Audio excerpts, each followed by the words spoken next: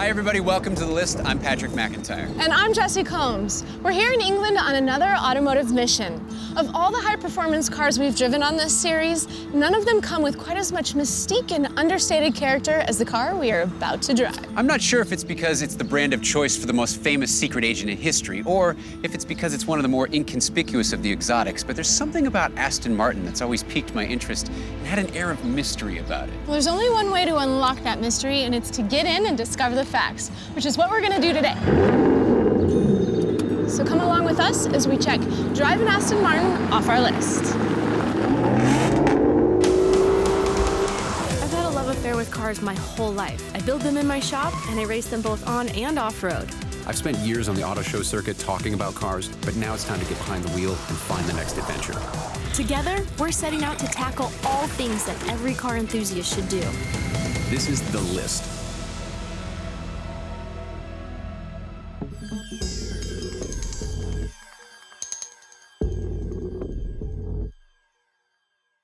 Few brands are as synonymous with exclusivity as Aston Martin. The cars are still built by hand in England, as they have been since 1921. While major car makers will produce hundreds of thousands of units per model, the most Aston Martin ever produced was about 4,000 units. When you get behind the wheel of an Aston Martin, you know right away that you're driving something special.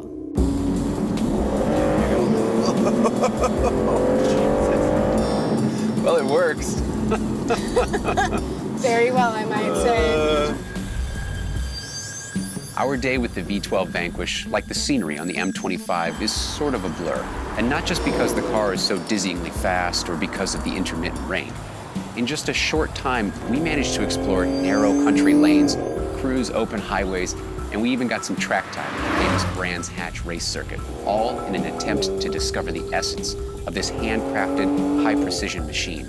And it all started with a visit to the historic heart of the brand, the Aston Martin Works in Newport Pagnell. The car you've been driving is, as you know, a Vanquish. And the Vanquish name originates from the car behind me. This is also a Vanquish, but was built at Newport Pagnell. And all the cars around this room are all its kind of ancestors, if you like. So there's a kind of lineage that starts off with this car here, the DB4, and runs all the way through these other models. So DB4 was launched in 1958, and it was the first car to be completely built at Newport Pagnell. And this car then became the DB5, which... The classic Bond car. The classic Bond car, made famous by Goldfinger, Thunderball. That car eventually, through a couple of different models, came to look like this one here. This is a 1970s Aston Martin V8. And if you look at the car, a lot of people say it looks a little bit like a Mustang. A lot like a Mustang. Yeah. Like a British version of a Mustang, although this car was very high-end and sold for a lot of money. And eventually, 2000, the car was finally killed off by legislation. Things like airbags and crumple zones and engine emissions. And then we launched the Vanquish. This car then ran all the way through until 2007. But of course, the people making these cars were the same people that made that car. And there were certain people that worked here in that period that literally started at the age of 15 as an apprentice making DB4 and kind of all the way through their careers right the way up to the early part of Vanquish. And that's pretty incredible, really. Yeah. And I absolutely love that over all of those years, you basically have 3 significant body styles. Yeah, And that's pretty it. much. That's pretty much it for 60-odd years at this site, really. The centerpiece of Aston Martin Works in Newport Pagnell is the Heritage Workshop. Housed in the original 1958 factory, this is where vintage Aston Martins are restored to better-than-new condition by craftsmen using the same tools and techniques that built the cars 50 years ago. This is really where the magic happens at Newport Pagnell, and it almost looks like we've gone back in time to the old days of the factory. They would have had a similar number of cars in here. The equipment is very, very similar. Some of it is even the same equipment that we used all those years ago. When we start a car restoration, the first thing we do is take everything off the car, right the way down to a bare frame. We then shot blast the frame, like this car over here has been done. That will get rid of all the rust and all the corrosion. Once we've done that, we can then make brand new repair panels or complete panels and fit them onto the frame. None of the panels on these earlier cars will be interchangeable. They have to be made and fitted to the car.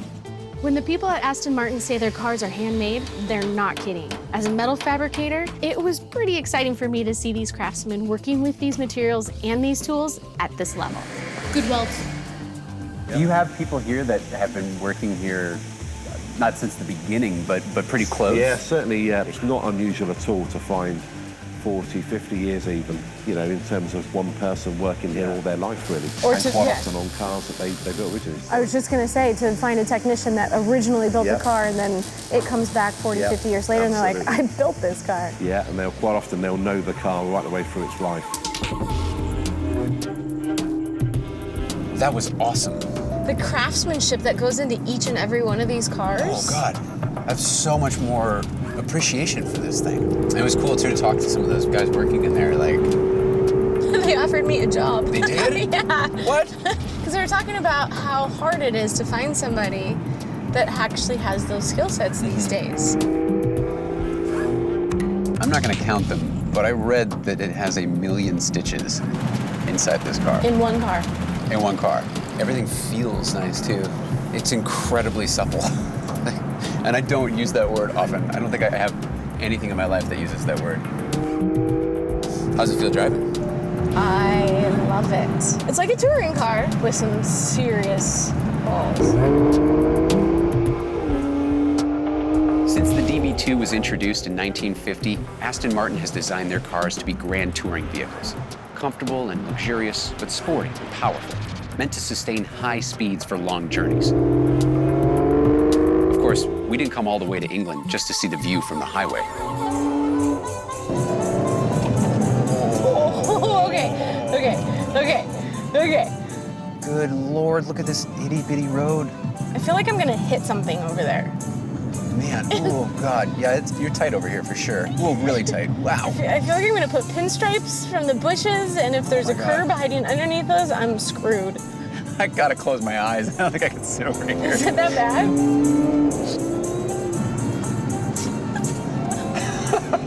I did one of these. Like, I don't know if I want to close my eyes or not. You can't help it. Obviously, this place was made for horses, and they never upgraded. Oh, Jesus. This is terrifying. Like, there's just not enough road. England, you need wider roads. For God's sake, please.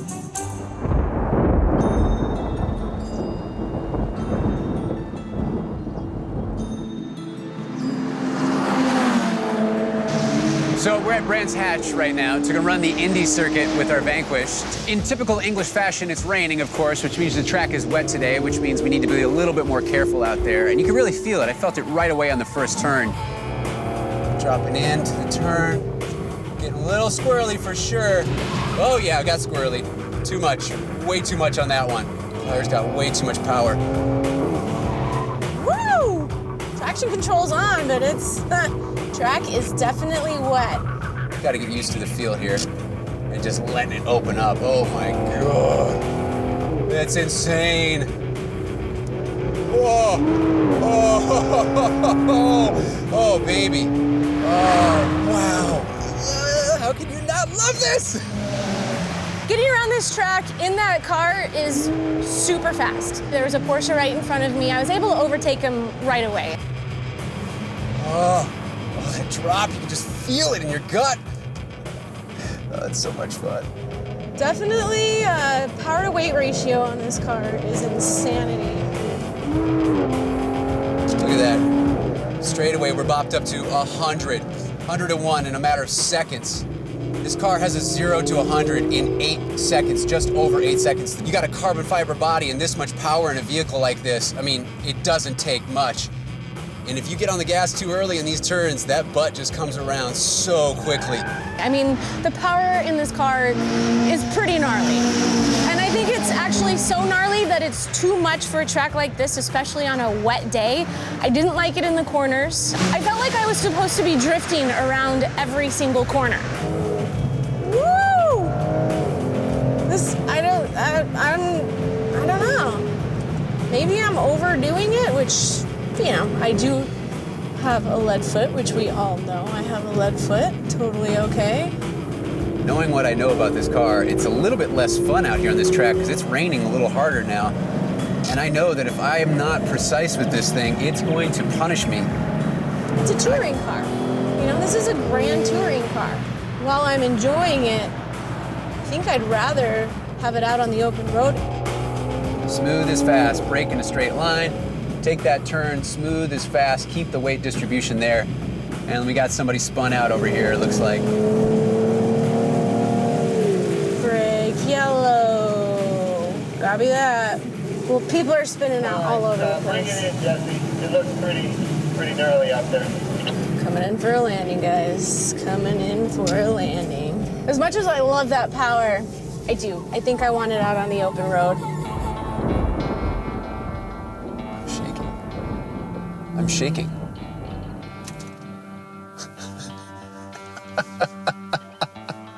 Oh my God.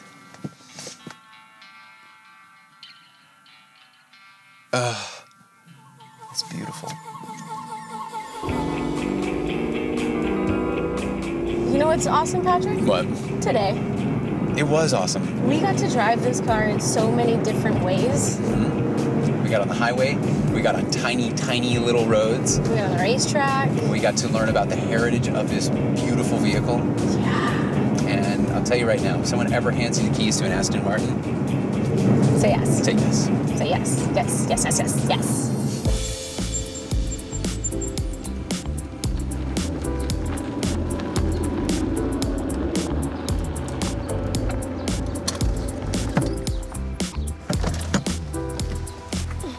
Well, I'd say that we accomplished everything we set out to do in this car, and I feel really good about giving it back to Q with a much better understanding of what Aston Martin is all about. I've got a great respect for the brand and an even greater appreciation for what this bad boy can do.